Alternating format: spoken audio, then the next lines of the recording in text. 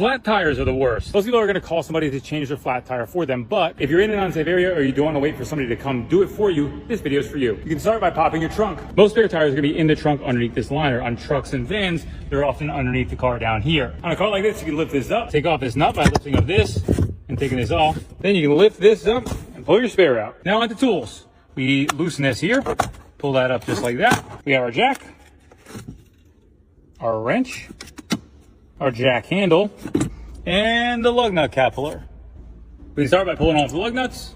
Now we got to break our wheel bolts loose. You want to make sure your e-brake is on and your car is in park if possible, or gear if you have a manual. So you take that end, put it on the wheel bolt like so, and you break it loose best by stepping down on it like so. Once you have broken all of your wheel bolts loose, you're ready to jack the car up. First thing you want to do before jacking up a car is making sure first you're on even ground and you're in a safe spot. The base of this is going to hold up all the weight of the car. What that means is don't put that thing on dirt, mud, grass, or anything like that, because that could sink into the ground. In an absolute pinch, you could use this, remove it from the car, and actually put the jack on top of that, although it could damage it. So, use that as an emergency situation. Then we're going to spin this up. We're going to start by doing it just like so.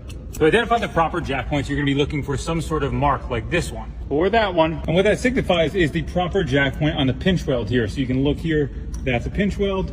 The proper jack spot you can see is kind of a notch that's bigger. As you jack this up, you're going to continue to go up until that channel is in that pinch weld just like that. So what you have here is this is intended to hold on with this hand, this just like this, and then you can just crank just like that. Now that you're jacked up off the ground, you're going to remove your bolts and put on your spare tire. Also, if you have a donut spare like this one, do not put this on the front of your car. If your front goes out, you will remove your rear wheel, put it on the front, and then put the donut on your rear. Well, I know that's inconvenient, and you saw somebody with an Altima doing 95 down the highway with a spare on the front. It's more convenient than death. Also, pro tip, when you take the old wheel off, throw it underneath of the car while you're putting your spare on. This will ensure if the jack falls that you are actually safe. Never lay under your car with one of these jacks.